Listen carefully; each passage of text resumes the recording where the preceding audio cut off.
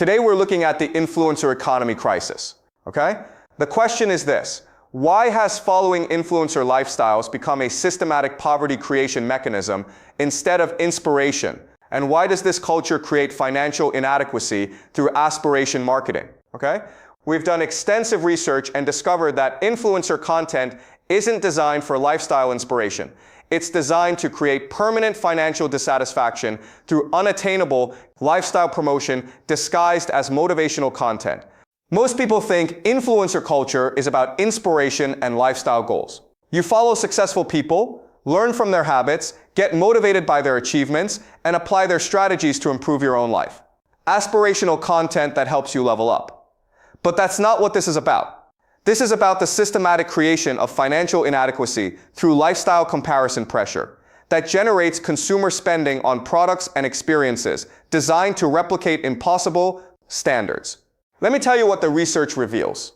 People who regularly follow lifestyle influencers spend 32% more on discretionary purchases, report 41% higher financial stress, and accumulate 28% more consumer debt than non-followers. But despite increased spending on lifestyle optimization, influencer followers report lower life satisfaction, higher anxiety about financial status, and decreased confidence in their personal achievements. This isn't inspiration failure. This is aspiration manipulation success. Here's what's really happening. The influencer economy discovered that contentment is bad for business. Once someone feels satisfied with their current lifestyle, they stop purchasing products and experiences designed to upgrade their status.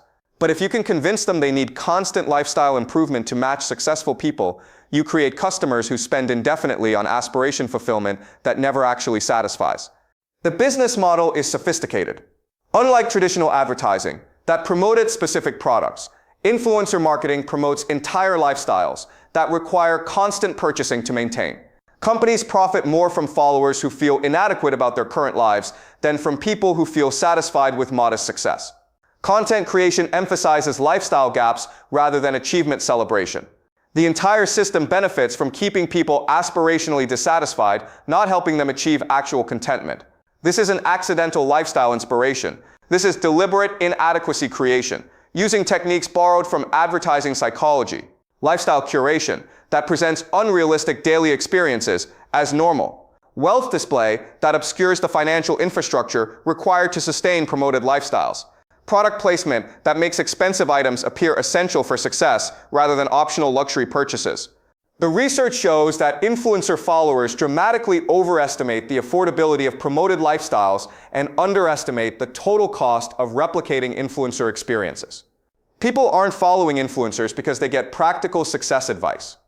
They're following because companies have learned to create lifestyle envy that drives consumer spending, regardless of financial capacity or actual benefit. Consider how influencer content actually operates in practice. Instead of teaching sustainable success strategies, influencer posts showcase expensive experiences, luxury products, and high-maintenance lifestyles that require constant financial investment to maintain. This creates aspiration pressure that never ends because lifestyle inflation can expand indefinitely. But here's the crucial point. Lifestyle aspiration creates spending compulsion rather than success motivation. Influencer followers feel pressure to purchase products and experiences that signal lifestyle advancement. They buy expensive clothing to match influencer aesthetics. They invest in courses and coaching programs promoted by successful personalities. They spend money on travel and experiences because influencers make these activities appear essential for personal growth. The influencer content creates artificial lifestyle requirements that wouldn't exist without constant exposure to curated success presentations. This is why influencer culture often creates more financially stressed but not more successful followers. Users understand they have access to success strategies, but realize most advice requires significant financial investment to implement.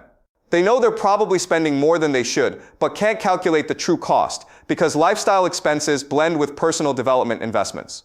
They want to achieve influencer success, but fear that reducing spending will prevent them from accessing the experiences that create breakthrough opportunities. The lifestyle comparison amplified these dynamics exponentially. While traditional media presented obviously fictional lifestyle standards, influencer content presents seemingly achievable success models through personal branding that appears accessible. This creates psychological pressure to match influencer lifestyles that exceeds anything possible with traditional advertising, because the success appears both real and replicable. The authentic success narrative provides perfect cover for this aspiration manipulation, even though no evidence supports the idea that following influencer lifestyles creates comparable success outcomes. But the narrative justified both lifestyle spending and acceptance of financial stress by suggesting that investment in personal development and lifestyle optimization is required for achievement. This business model obscures the reality that most influencer success depends on factors unavailable to followers: family wealth, professional connections, or early platform adoption advantages that can't be replicated through product purchases or experience consumption. Instead of helping people optimize their current resources, influencer content encourages spending on lifestyle elements that don't actually create the success they appear to represent. The lifestyle coaching industry represents the ultimate expression of this aspiration exploitation. Personal development programs suggest that success requires comprehensive lifestyle transformation through expensive courses, coaching programs, and experience investments. This framework transforms normal financial limitations into personal development obstacles while creating spending obligations that extend far beyond actual success requirements. But research on actual success factors shows that people who focus on skill development and financial discipline report higher achievement rates than those who invest heavily in lifestyle optimization programs. Yet lifestyle-based success marketing has become the dominant influence approach because it generates recurring revenue through dissatisfaction maintenance regardless of follower outcomes. The influencer dependency itself becomes a recognized consumption phenomenon. Followers develop psychological reliance on lifestyle content that prevents them from appreciating their current achievements. They become chronically dissatisfied with their financial status and lifestyle dependent in ways that interfere with practical success strategies. The influencer relationship crowds out realistic goal setting, financial planning, and achievement recognition. This creates what economists call aspiration fatigue, financial exhaustion caused by continuous lifestyle comparison that makes current achievements feel inadequate. Influencer content designed to provide motivation creates people who feel constantly behind and perpetually inadequate. Content intended to inspire success creates anxiety about lifestyle gaps and pressure to spend money on status signaling. But the industry protects itself from criticism by pathologizing resistance to lifestyle aspiration. If someone questions the value of expensive lifestyle investments, they're exhibiting limited mindset that prevents success achievement. If they want to focus on practical strategies rather than lifestyle optimization, they're showing poverty consciousness that doesn't understand wealth building. Criticism of influencer culture becomes evidence of success resistance, requiring mindset coaching. The most sophisticated manipulation involves reframing lifestyle spending as success investment. Expensive experiences are marketed as network building opportunities rather than luxury consumption that most people can't afford. Lifestyle products are promoted as success tools rather than status symbols that create financial stress without improving outcomes. The investment framing bypasses financial planning systems that would recognize lifestyle spending as discretionary rather than strategic. The cultural effects extend beyond individual consumption decisions. Society has become financially dependent on lifestyle comparison, while accepting aspiration pressure as normal success motivation. Traditional contentment with modest achievement is seen as limited ambition rather than practical wisdom. Ordinary financial boundaries are viewed as success obstacles rather than responsible planning. Natural satisfaction with current accomplishments is categorized as settling rather than appreciation. This influencer colonization of success culture undermines traditional wealth-building behaviors. Families spend discretionary income on lifestyle signaling rather than building emergency funds. Communities compete on experience consumption rather than supporting mutual achievement. Educational institutions promote lifestyle aspiration rather than teaching practical success, skills, and financial planning. The economic system has been infiltrated by influencer ideology that treats modest lifestyles as unsuccessful and expensive experiences as investment opportunities.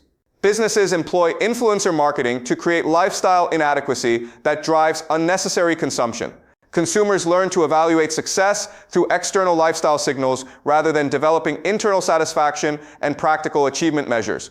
Even financial advice and wealth-building guidance promotes influencer thinking through lifestyle optimization rather than fundamental money management. Financial advisors recommend investing in yourself through expensive experiences and coaching programs rather than focusing on basic wealth accumulation strategies that actually create financial security. This influencer colonization generates enormous profits, while systematically weakening consumer capacity for contentment, practical planning, and achievement recognition. The influencer economy has successfully convinced people that lifestyle optimization is superior to financial discipline, creating a generation of aspirational spenders rather than practical wealth builders. The most insidious aspect is how this system disguises consumption pressure as personal development. Followers are told they're investing in success by purchasing lifestyle elements, but they're actually surrendering financial stability to aspiration fulfillment that never produces the promised outcomes. They're encouraged to think about growth, while being discouraged from recognizing that lifestyle spending often prevents the financial accumulation required for actual success. The research shows that people who focus on practical skills and financial discipline often achieve better long-term outcomes than those who invest heavily in lifestyle optimization.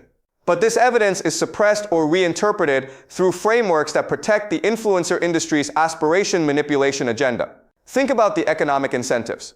An influencer who helps someone achieve contentment with modest success loses a follower who no longer needs lifestyle inspiration. An influencer who creates constant aspiration pressure maintains engaged followers who continuously seek lifestyle optimization content. Which approach do you think gets reinforced by engagement metrics, platform algorithms, and revenue optimization?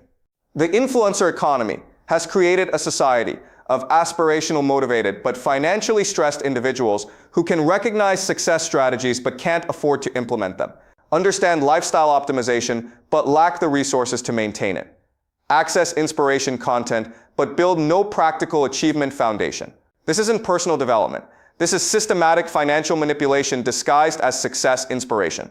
The influencer industry profits by converting practically minded people into aspiration-dependent followers who spend indefinitely on lifestyle elements that promise success but deliver continued inadequacy. But perhaps most damaging is how this system has convinced an entire generation that lifestyle optimization is success strategy rather than recognizing that aspiration manipulation often represents consumption pressure designed to extract discretionary income rather than create actual achievement. People struggling with financial stress from lifestyle spending, constant inadequacy about their current achievements, and inability to feel satisfied with modest success are told they need better mindset work rather than recognizing they're responding rationally to content designed to create perpetual dissatisfaction.